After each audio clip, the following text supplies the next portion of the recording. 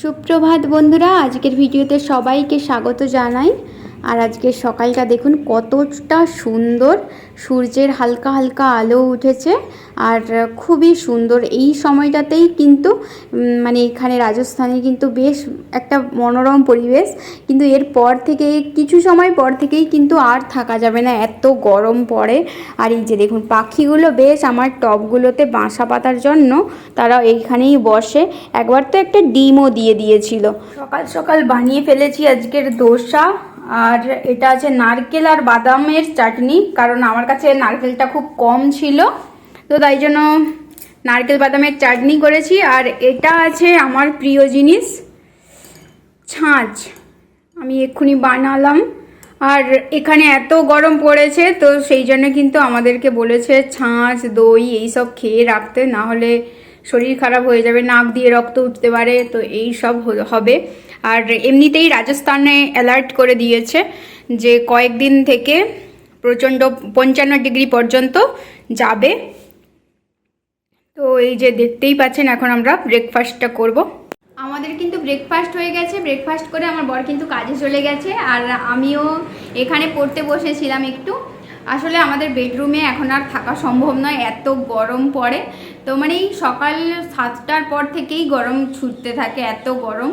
তো সেই জন্য এখানে আমি একটু ছোট করে বিছানা তৈরি করেছি, আর এখানেই আমি এই জন্য থাকি বেশিরভাগটা সময়। আর অবশ্যই এখানে আবার ফ্যান নেই, এই যে দেখুন, এই যে এখানে আবার ফ্যান নেই, এখানে প্রবলেম এইটাই, কিন্তু কিছু করার নেই, ভীষণ গরম পড়ে। আর এখন রান্না করতে যেতে হবে আবার।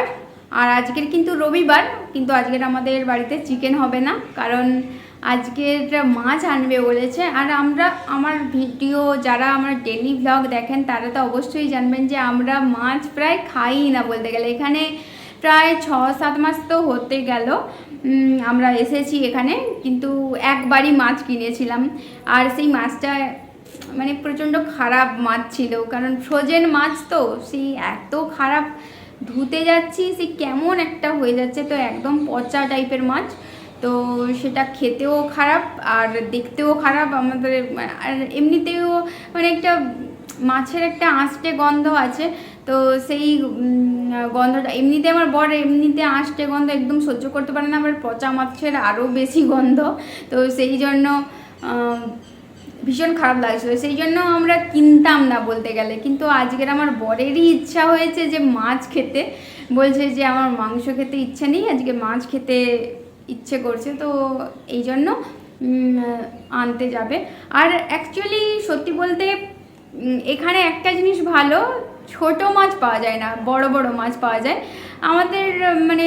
আর আমারও দেখেছি মানে 1 কিলো 1.5 কিলোর উপরে যদি মাছ হয় না, সেই মাছের আমার যেন বেশি ভালো লাগে, সেই মাছের পিসগুলো বা মাছের পিসটা দেখতেও ভালো লাগে আর খেতেও ভালো লাগে বেশি। ছোট মাছ আমার ঠিক পছন্দ না। হ্যাঁ, এমনি চুনা মাছ বা পুঁটি মাছ, মোরলা মাছ, এসব মাছ আলাদা, কিন্তু যেগুলো হয়তো রুই কাতলা মাছ হলে একটু বড় মাছের টেস্ট বেশি ভালো হয়।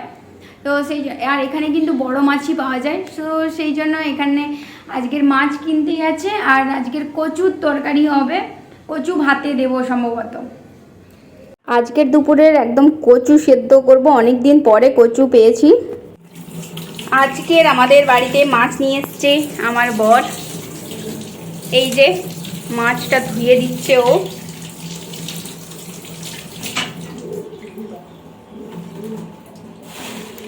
এইটা ভালো করে ধো, এটাই তিতা লাগবে কারণ পিঠটা মনে হয় গেলে গেছে। হ্যাঁ, ওই এই পোর্শনটা ধো ভালো করে। মাছটাকে লবণ হলুদ মাখিয়ে দিলাম, দাও মানে আমার বর মাখিয়ে দিল।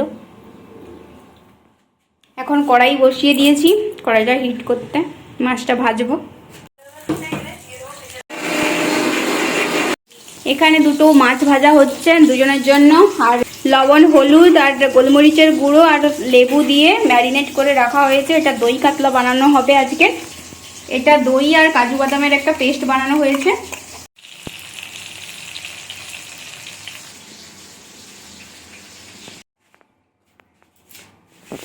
এটা আছে দইয়ের পেস্ট, আর এটা আছে পেঁয়াজের পেস্ট, আর এখানে আছে আদা রসুনের থেঁতা। বেরেস্তার জন্য এখানে পেঁয়াজটাকে কিছুটা পরিমাণ ভেজে রেখে দেব। এই তরকারিতে একটু বেরেস্তা দিলে ভালো লাগে। এটা বেরেস্তা করার জন্য এখন ভাজা চলছে।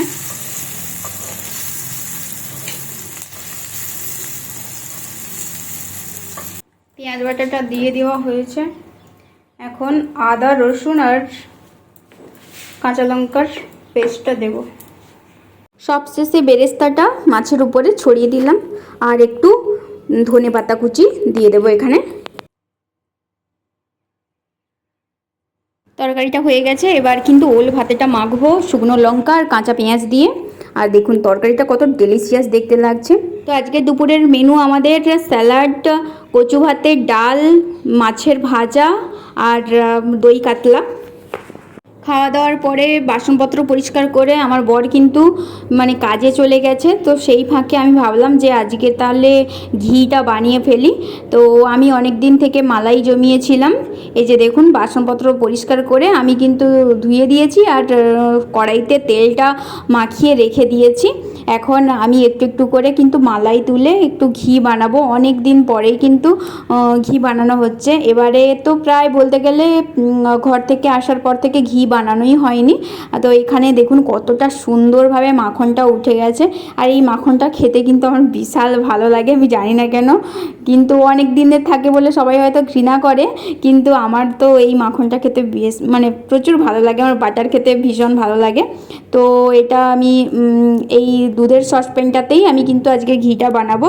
সেই কড়াইটা আমি আর করবো না। তো ওটা হতে হতে আমি এখানে বাসনগুলো ধুয়ে ফেললাম। আর ঘিটা কিন্তু ভালো মতনই হচ্ছে, দেখতেই পাচ্ছেন যে কতটা সুন্দর, অতটা কালো হয়নি। তো এটা বেশি ভালো, মানে একটু ফর্সা ফর্সা ঘি হলে বেশি ভালো লাগে।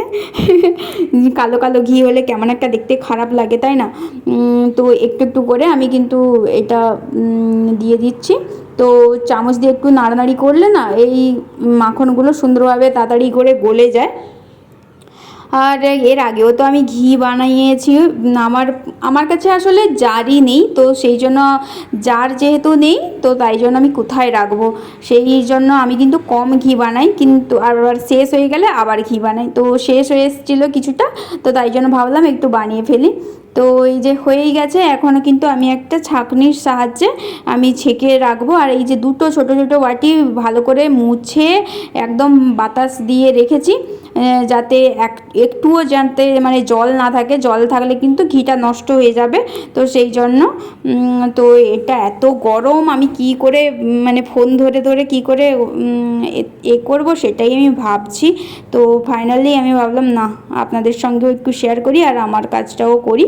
তো এটাই হচ্ছে কথা, একটু একটু করে আমি কিন্তু এখানে বাবারে কত কালো হয়েছে দেখতেই পাচ্ছেন, যে এটাকে আবার পরিষ্কার করতে হবে, না হলে অবস্থা খারাপ। তো আমি পারছি না, আমি প্রথমে ঘিটাকে ঢেলে নিই, তারপরে আপনাদের সঙ্গে কথা হবে। তো এই যে দেখুন আমি কিন্তু এখানে 1.5 বাটি মতন ঘি হয়েছে। আর জানি না কেন একই ঘি হলো, অথচ এটা একটু লাল লাল দেখাচ্ছে ফটোতে, আর এটা একটু সাদাটে দেখাচ্ছে। অথচ মানে এমনি অরিজিনালিতে দুটাই সেম লাগছে, কিন্তু ফটোতে এরকম একটু লাল আর একটু সাদা সাদা টাইপের লাগছে, জানি না কেন হলো এরকম। তো ঘিটা এখন আমি একটু ঠান্ডা হতে দেবো। এখন তো প্রচণ্ড গরম, তো ঘি তো বসে যাবে না। আর এত গরম ঘিটা কিন্তু ঢালতে গেলে প্রবলেম হবে, কাঁচের জারটা ভেঙে মানে ফেটে যেতে পারে। তো সেই জন্য একটু ঠান্ডা হওয়ার জন্য আমি কিন্তু টাইম দিয়েছিলাম। তারপরে এখন কিন্তু একটু একটু করে আমি ঢেলে নিয়েছি। আর পুরো একদম 1 জার ঘি ভর্তি হয়ে গেছে। আর এটা যেহেতু ফ্রিজের মধ্যে ছিল, তাই জন্য কিন্তু সেই ঘিটা জমাট হয়ে আছে, আর এই ঘিটা একটু গলে গেছে। তো কিছু সময় রাখার পরে এই যে দেখুন পুরো ঘিটাই কিন্তু বসে গেছে। ফ্রিজে রেখে দিয়েছিলাম কিছু সময়, তো এটা এতটা পর্যন্ত ঘি হয়েছে আমাদের। তো এটা অনেক দিন চলে যাবে। তো আজকে ভিডিওটা এখানেই শেষ করে দিচ্ছি। দেখা হচ্ছে আবারও নতুন একটা ভিডিওতে। ভালো থাকুন, সুস্থ থাকুন আর সবাইকে ভালো রাখুন। টাটা।